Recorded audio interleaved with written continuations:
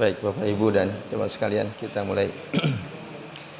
Assalamualaikum warahmatullahi wabarakatuh. Alhamdulillahirabbil alamin. Wa bihi nasta'inu ala umuri dunya waddin. Wassalatu wassalamu ala asrofil anbiya'i wal mursalin wa ala alihi wa ashabihi wa man tabi'ahum bi ihsanin ila yaumiddin. Asyhadu an la ilaha illallah wahdahu la syarikalah wa asyhadu anna Muhammadan abduhu wa rasuluh.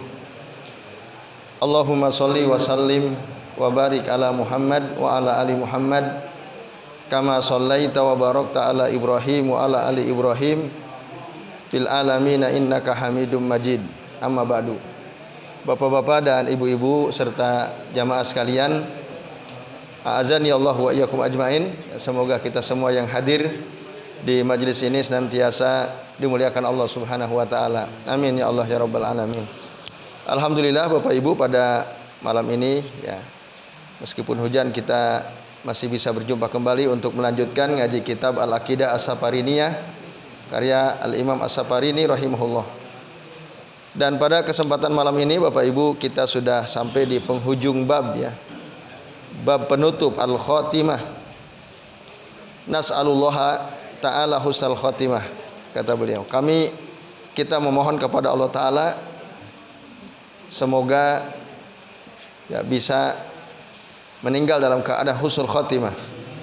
Nah, lalu beliau menegaskan fi dzikri al-adillah wa ma yata'allaqu biha, dalam membahas dalil-dalil yang berkaitan dengannya. Nah, bapak-bapak dan ibu-ibu serta jamaah sekalian, ini bab penutup ya di kitab Al-Aqidah As-Safariniyah.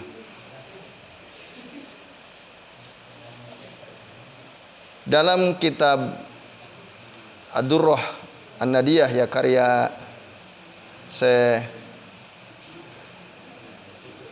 Saleh ya bin Fauzan hafizahullah taala, beliau pertama menegaskan tentang judul terakhir ini ya. Jadi kata beliau, ini merupakan penutup kitab wa khatimatu an-nazam ya, dan penutup nazam. Nah, si penulis ini yaitu Al-Imam As-Safarini, lalu beliau tadi memohon kepada Allah Ta'ala supaya mendapatkan husnul khatimah. Maksudnya khatimah al-umar ya, maksudnya penutup usia. Jadi beliau setelah menyebutkan bahwa ini adalah bab penutup, lalu kemudian beliau berharap semoga ya, kita ini mendapatkan kematian yang husnul khatimah itu. Nah, beliau komentari itu ya, tentang judul. Lalu dari mulai bait ke 184 ya, sampai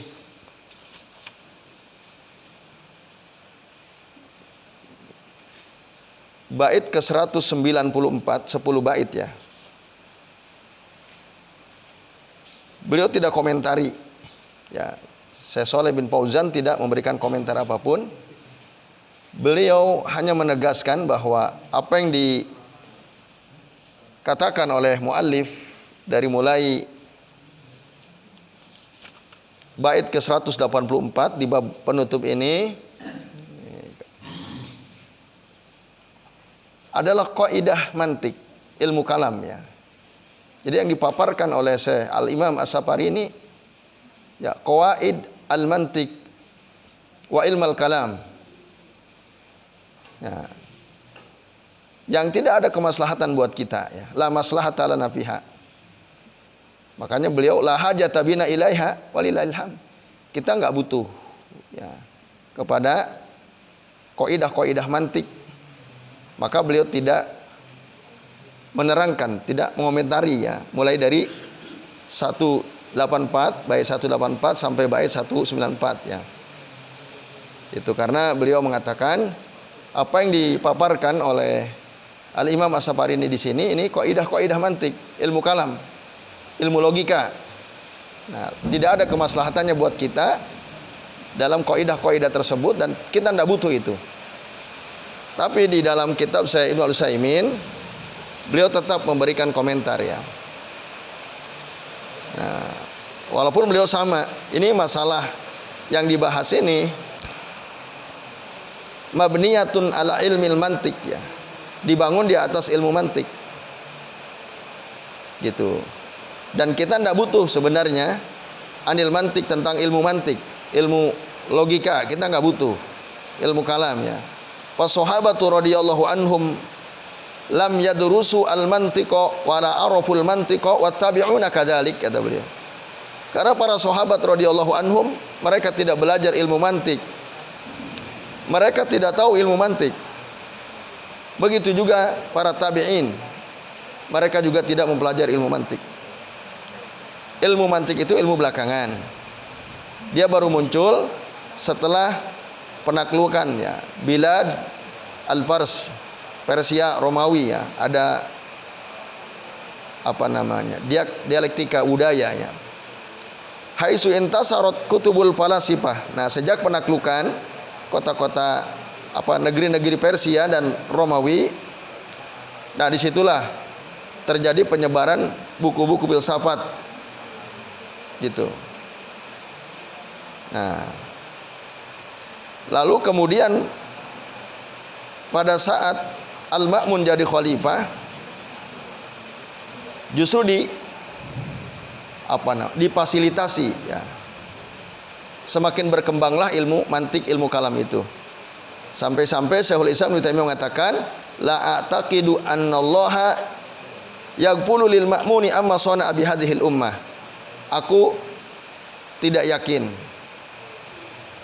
bahwasanya Allah lalai terhadap perbuatan al-ma'mun ya, apa yang dia sudah lakukan untuk umat ini. Wal iyadu billah ya. Faqad jarran nasa ila su'in. Dia ini telah menarik orang-orang kepada keburukan.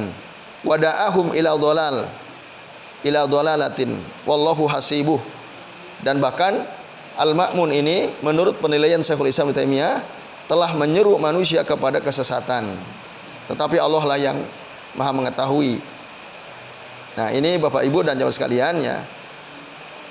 Komentar pertama dari Syekh Ibnu Utsaimin sebelum beliau menjelaskan bait per bait di bab penutup ini, terutama dari bait yang ke 184 194. Nah, tetapi kata beliau,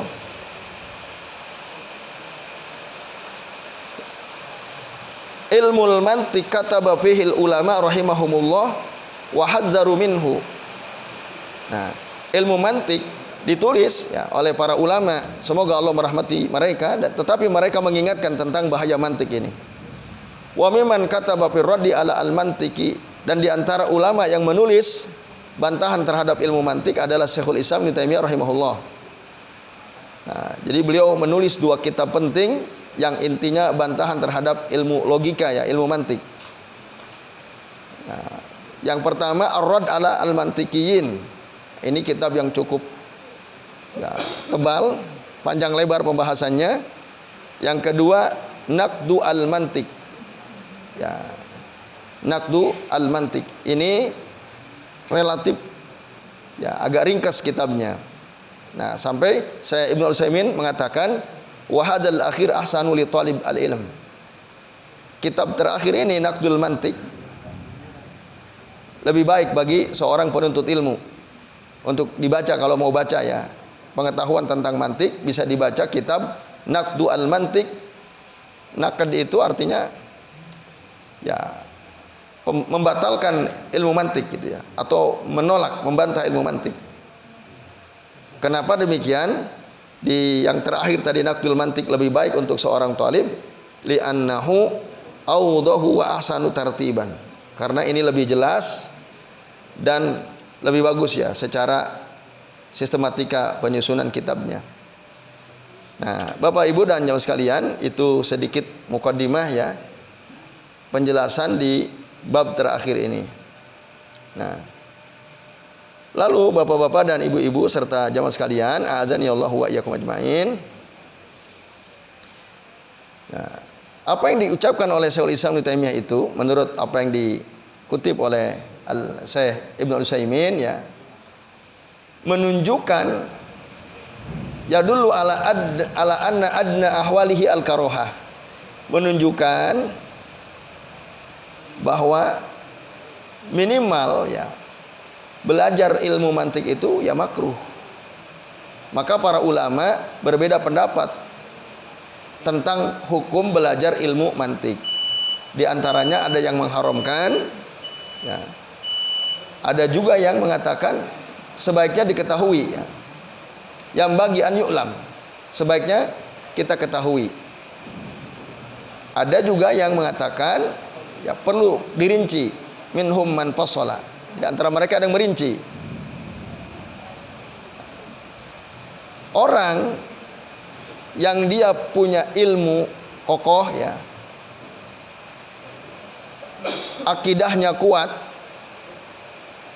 gitu ya, fa innahu yambagi ayata'allamah liyuhaja bihi qaumahu, maka sepatutnya orang yang sudah kuat ilmunya, akidahnya kuat ya, sepatutnya dia mempelajari gitu ilmu mantik liyuhaja bihi qaumahu, untuk membantah ya, untuk membantah para tadi ahli ilmu mantik,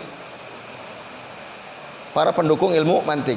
Maka orang yang sudah kuat ilmunya, kokoh akidahnya, perlu gitu, patut juga mempelajarinya supaya dia bisa bantah. Tapi jika orang itu dia tidak punya ilmu, akidahnya nggak kuat, fala yata'allamuhu li'annahu dhalal, maka janganlah dia mempelajarinya karena itu kesesatan nanti. Nah, lalu kata saya Ibnu Utsaimin, was-shahih, yang sahih adalah apa? Annahu la yata'allamuhu mutlaqan. Ilmu mantik itu tidak perlu dipelajari secara mutlak. Itu karena apa? Li'annahu mudi'atu waqtin. Dia menghabiskan waktu katanya. Sebaiknya secara mutlak ya nggak usah dipelajari. Tapi jika memang darurat, terpaksa, silakan ya, dalam rangka tadi untuk membantah teori-teori mereka itu bisa saja. Tapi dengan catatan orang yang mempelajarinya adalah orang yang sudah kuat ilmunya, kokoh akidahnya. Nah, ini bapak-bapak dan ibu-ibu serta jamaah sekalian ya. Penjelasan awal muqaddimah di bab terakhir ini dari saya Ibnu Al-Utsaimin rahimahullah. Nah, karena di dalam ilmu mantik itu ya tidaklah ada kemaslahatan kecuali bala. Bahkan sampai ada kata beliau ya, hatta awsalahum ila an yaqulu 'ala Allahi ma la ya'lamun. Bahkan sampai menghantarkan mereka untuk mengatakan tentang Allah dengan sesuatu yang mereka tidak tahu, tentang yang mereka tidak punya ilmu gitu. Wa yunkiru 'ala Allahi ma wasafa bihi nafsah, mengingkari Allah atas sifat yang Allah sifati dirinya dengan sifat tersebut. Nah, ini masalah bahaya. Nah, Allah Azza wa Jalla menurunkan Al-Qur'an tibyanan likulli syai', untuk menjelaskan segala sesuatu. La yahtajun nasu ila syai'in ba'da kitabillahi azza wa jalla. Manusia enggak butuh kepada sesuatu yang lain setelah kitab Allah. Nah, ini karena dalam Al-Qur'an surah An-Nisa 59 jelas sekali ya. Allah taala berfirman, "Fa in tanaza'tum fi syai'in farudduhu ilallahi war rasul." Nah, jika kalian berselisih dalam satu perkara, maka kembalikanlah kepada Allah dan Rasul. In kuntum tu'minuna billahi wal yaumil akhir, jika kalian beriman kepada Allah dan hari akhir. Nah, ini jadi Al-Quran sudah cukup. Nah, ini bapak-bapak dan ibu-ibu serta hadirin sekalian, azani Allah wa iyyakum ajmain. Nah, muqaddimah dari bab penutup dari Syekh Shalih bin Fauzan dan Syekh Ibnu Al-Utsaimin rahimahullah. Nah, nanti kita akan mudah-mudahan ada waktu nanti setelah azan ini untuk membahas satu atau dua bait ya. Ini sudah azan Isya ya? Ya, baik, kita rehat dulu sejenak. Monggo yang bertugas azan. Alhamdulillah bapak-bapak dan ibu-ibu serta jamaah sekalian, ya kita sudah tiba di waktu Isya. Baik, kita akan masuk ke bait yang pertama di bab ini atau bait yang 184. Jadi kata Al-Imam As-Safarini, madarikul ulumi fil iyani mahsuratun fil haddi wal burhan. Nah ini ya. Jadi mengatakan sarana atau alat untuk memahami ilmu itu dalam kenyataan ya fil iyan mahsuratun fil haddi wal burhan, terbatas. Nah, jadi pada al-had itu pengertian atau definisi, wal burhan itu bukti.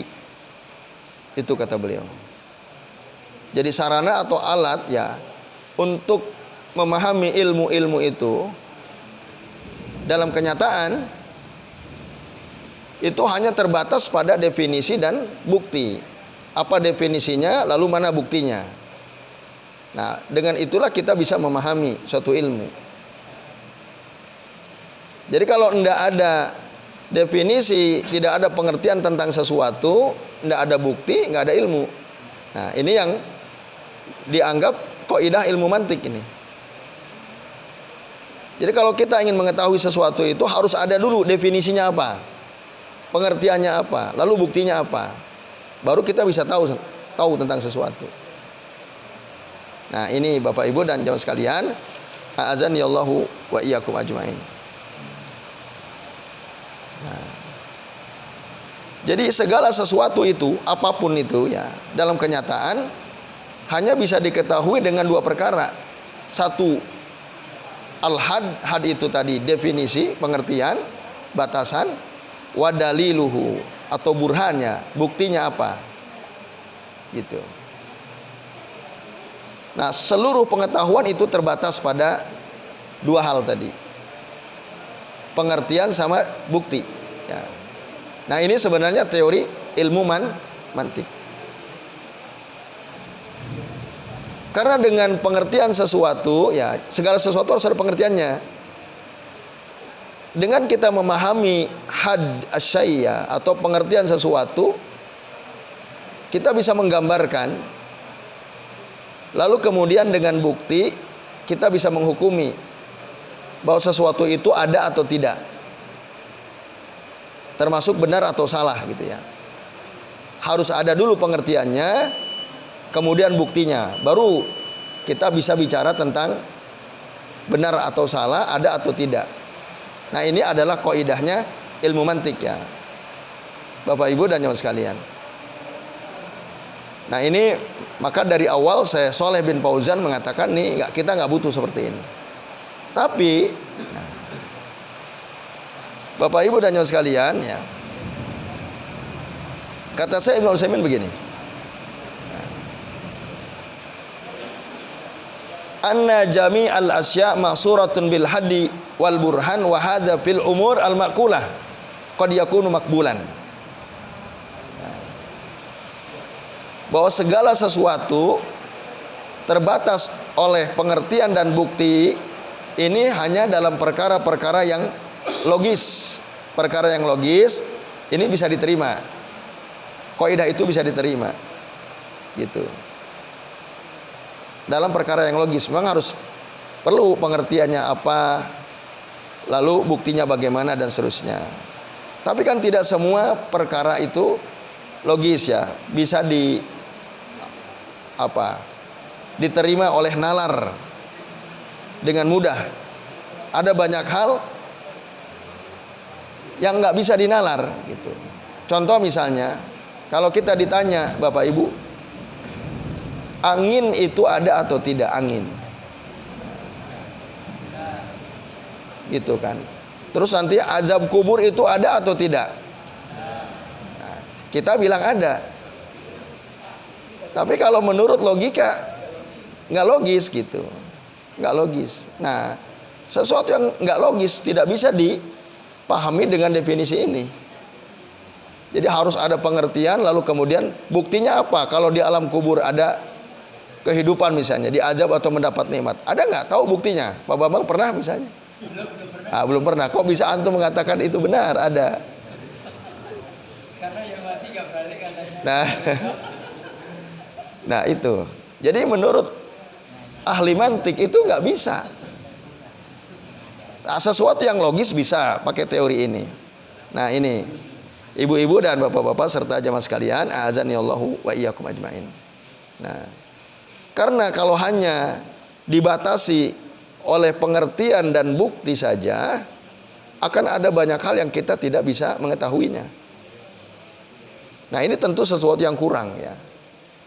Tapi nah di bait kedua, nah ini di bait yang ke-185 beliau katakan wa qala qaumun inda ashabin nazar hissun wa ikhbarun sahih wan nazar. Nah, berkata suatu kaum bahwa ya untuk mengetahui sesuatu itu ashabun nazar ini maksud orang-orang yang berilmu ya, orang-orang berakal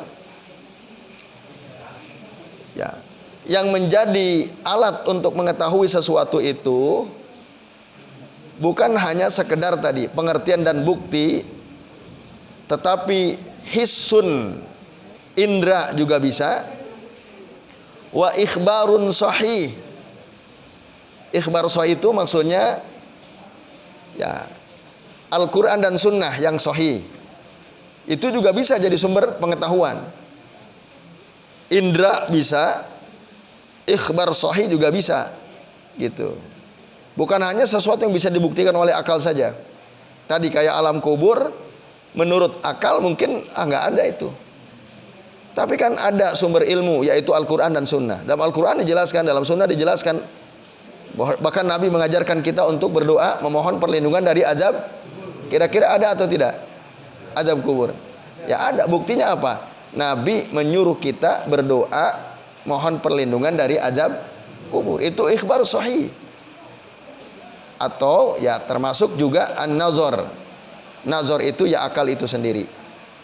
Maka ya yang menjadi alat untuk mengetahui sesuatu selain akal ada indra, ada al-ikhbar as-sahih tadi, Al-Quran dan Sunnah. Tapi memang Bapak Ibu dan Saudara sekalian, dalam kenyataan ada 3 golongan ya manusia yang mengukur kebenaran ya. Ada golongan irfani, ada golongan burhani, ada golongan bayani. Ini menurut teori orang-orang ya yang belajar ilmu mantik. Ada orang yang alat ukur kebenaran itu ya mereka bersandar pada akal, pada pembuktian akal ya, yang rasional. Maka ini mereka adalah kaum burhani. Harus logis gitu. Sesuatu yang logis bisa dibenarkan, kalau tidak logis berarti tidak benar. Itu namanya kaum burhani. Ada katanya kaum irfani. Irfani itu adalah orang-orang yang mengukur kebenaran sesuatu bukan dengan akal, tapi dengan rasa. Dengan rasa. Ya, kalau menurut perasaannya benar ya benar gitu. Walaupun al-his itu sendiri sebenarnya tadi lebih dari sekedar rasa ya. Tapi ada indra, ada 5 indra yang kita ketahui kan. Dan yang ketiga, nah, adalah mereka yang mengukur kebenaran sesuatu itu berdasarkan dalil dari Al-Quran dan Sunnah. Nah, itu disebut kaum bayani itu. Harus ada dasarnya. Apalagi dalam perkara-perkara yang goib, ya, perkara yang goib. Nah, termasuk perkara yang nampak juga itu perlu dalil ya. Misalnya ibadah yang benar seperti apa? Sholat yang benar seperti apa? Apa itu bisa pakai perasaan ngukurnya? Kan ada itu orang. Jilbab itu ya nggak penting, nggak wajib, kan gitu. Ketika ditanya apa dalil Anda, kok Anda tidak berjilbab? Islam itu banyak jalan untuk mendapatkan kebaikan dalam Islam, kata dia. Untuk apa? Membenarkan apa yang dilakukan seorang wanita tak berjilbab ya. Dia mengatakan, kan untuk bisa sampai pada angka 10 itu banyak caranya. Bisa 2 tambah 8, bisa 5 tambah 5, bisa 5 kali 2, bisa 11 kurangi 1. Ada berapa cara untuk bisa sampai ke angka 10? Banyak sekali caranya. Dalam berislam untuk mendapat kebaikan itu banyak cara kata dia. Jadi tidak harus pakai jilbab gitu. Nah, berarti dia pakai apa tuh? Nah, Burhani atau Irfani nih? Nah, dia lupa bahwa kebaikan dalam Islam itu apabila sesuai dengan dalil. Nah, gitu. Nah, dia hanya pakai logika gitu. Nah, itu Burhani berarti dia melupakan dalil ya. Nah, ini Bapak Ibu dan jamaah sekalian, azani Allah wa iyyakum ajmain. Jadi tadi, nah memang betul ada ilmu yang bisa kita ketahui dengan indera. Contohnya apa? Nah, contohnya Bapak Ibu, kita tahu minuman yang ada di gelas itu manis atau tidak, gimana caranya? Nah, pakai indera kan, dirasain. Kita tahu minuman di dalam gelas itu panas atau dingin, caranya gimana? Diraba. Kita jadi punya pengetahuan, oh ini minumannya panas. Tapi baru tahu panas kan? Rasanya piye pas diminum. Oh ini rasanya manis. Nah itu kan bisa jadi alat untuk mengetahui sesuatu indera. Nah begitu juga kita bisa tahu ada sosok di luar, kok ada sosok bayangan. Itu apa? Hantu apa orang? Bagaimana caranya kita membuktikan bahwa bayangan itu hantu apa manusia? Kita lihat kan dengan mata kita. Keluar kita lihat, oh ternyata hantu, oh manusia misalnya. Nah ini, jadi indera al-his itu bisa jadi alat ya untuk mengetahui sesuatu. Nah ini Bapak Ibu dan Nyonya sekalian, azani Allah wa iyyakum ajmain. Nah kalau dalil Al-Quran dan Sunnah jelas sekali ya, jelas sekali bahwa fal ikhbaru as-sahih mimma tudriku bihil ulum.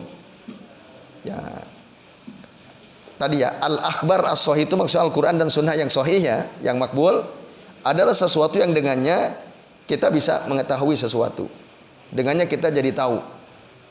Maka panahnu la na'lamu amma madha minal umam war rusul illa min tariq al-khabar as-sahih.